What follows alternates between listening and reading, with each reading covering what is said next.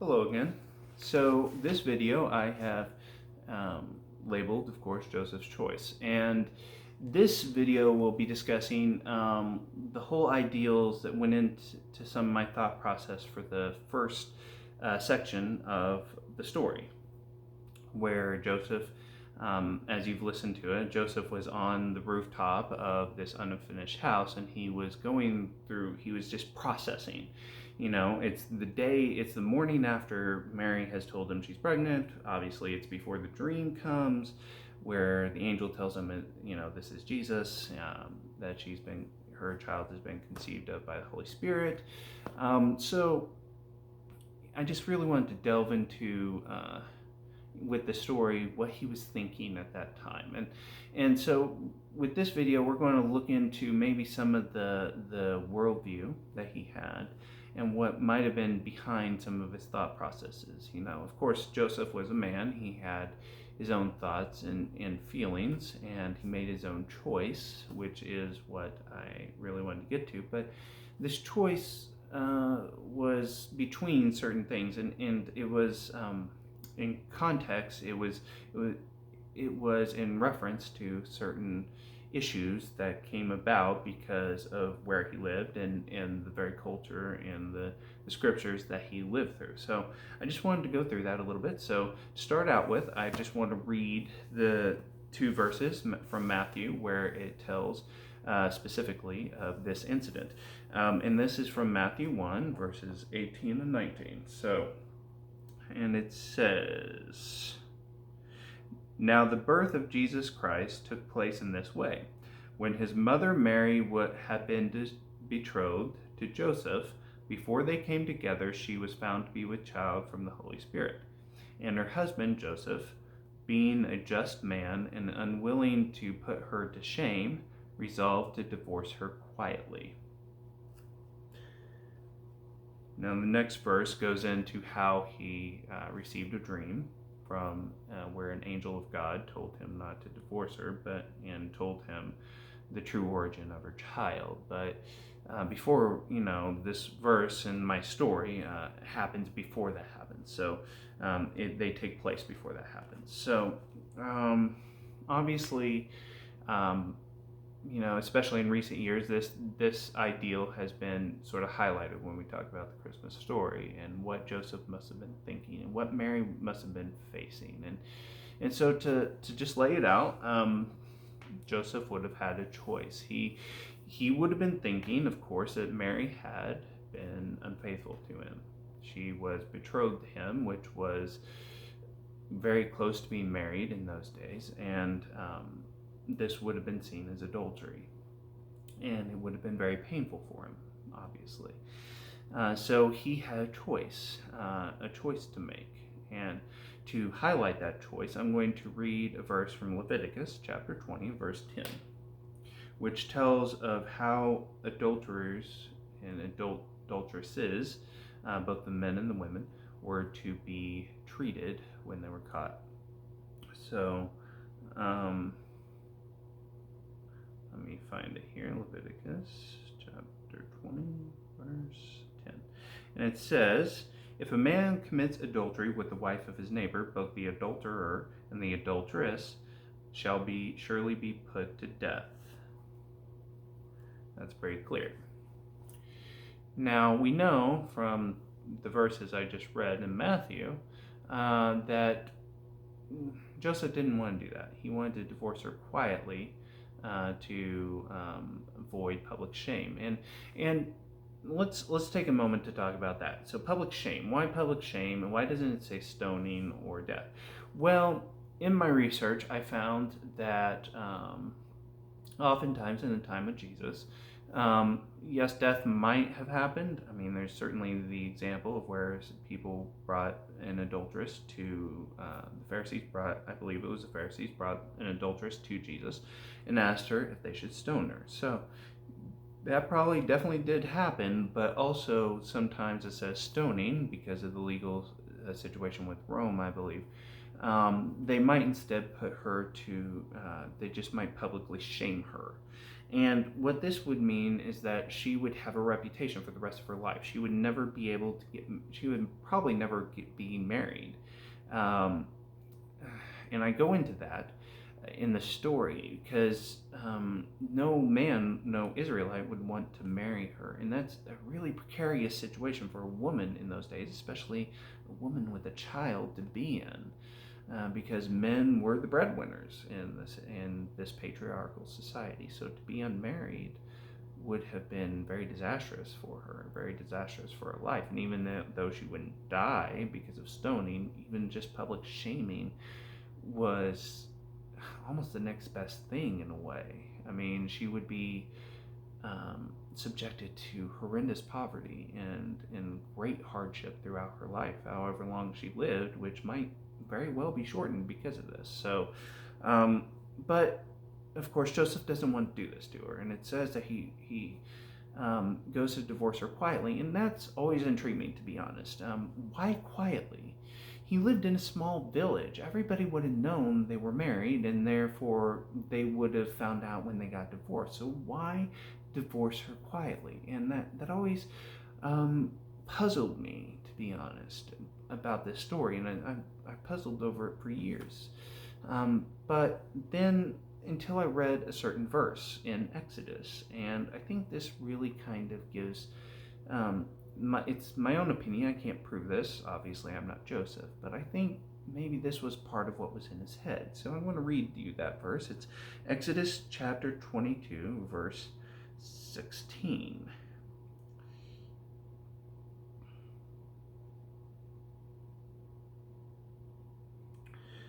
If a man seduces a virgin who is not betrothed and lies with her, he shall give the bride price for her and make her his wife.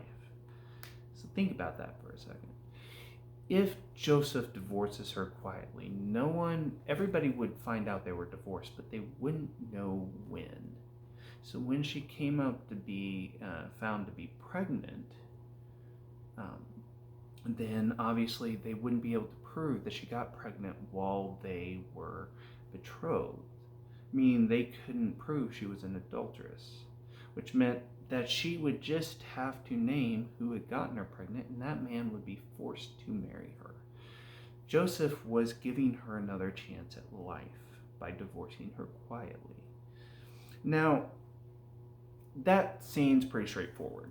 Joseph was righteous because he was being merciful to Mary. It's a pretty simple choice. He could have killed her in revenge, but instead he chose a different way. But I think there's a little bit more to it, and I think Matthew is getting a deeper point and a deeper issue, and especially so there's a woman as a biblical scholar named Carmen Joy Imes, and she has a book, and let me look it up here, and I want to properly give its title because I think it's a fantastic book, and I would highly recommend it for anybody wanting to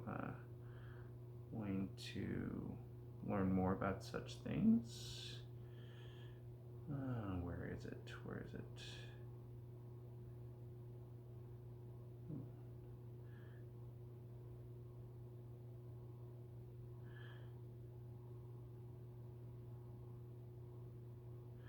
Bearing God's Name, and Why Sinai Still Matters, I believe is the subtitle.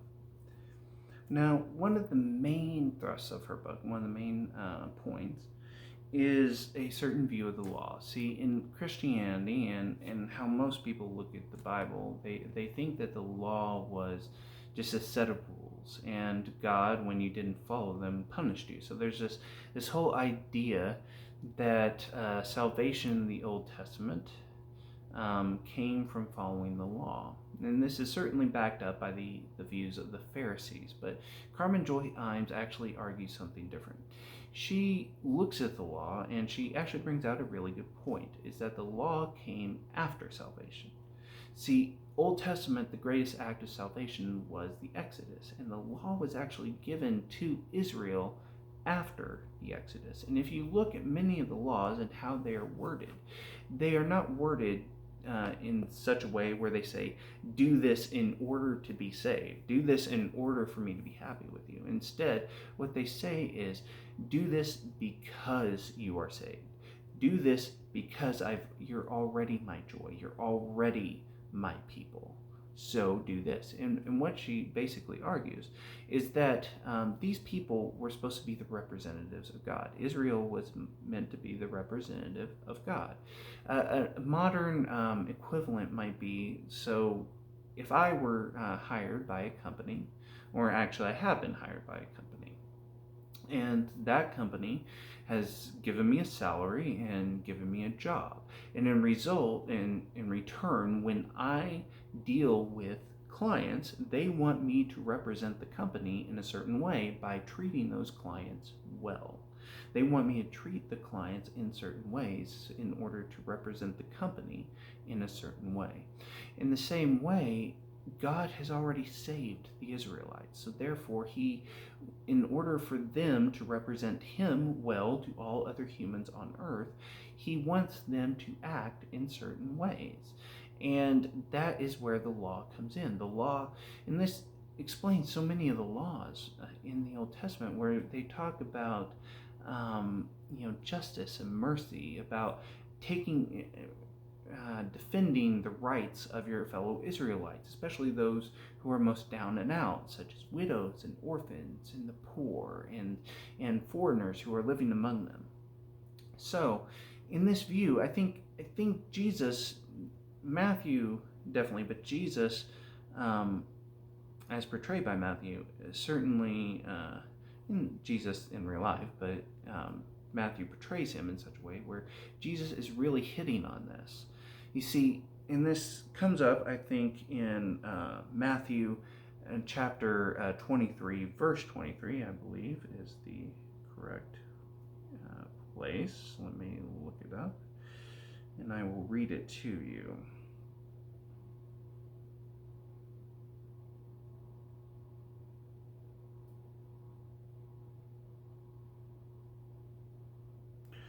And he's talking to the Pharisees in this verse. So he's talking about, woe to you, scribes and Pharisees, hypocrites, for you tithe mint and dill and cumin, and have neglected the weightier matters of the law, justice and mercy and faithfulness. Those you ought to have done without neglecting the others. You blind guides, straining out a gnat and swallowing a camel.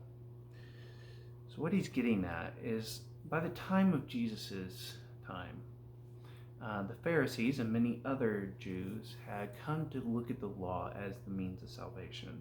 If they followed the right laws, if they did it well enough, God would save them. But Jesus was getting at another idea, and he's talking about the letter and the spirit of the law.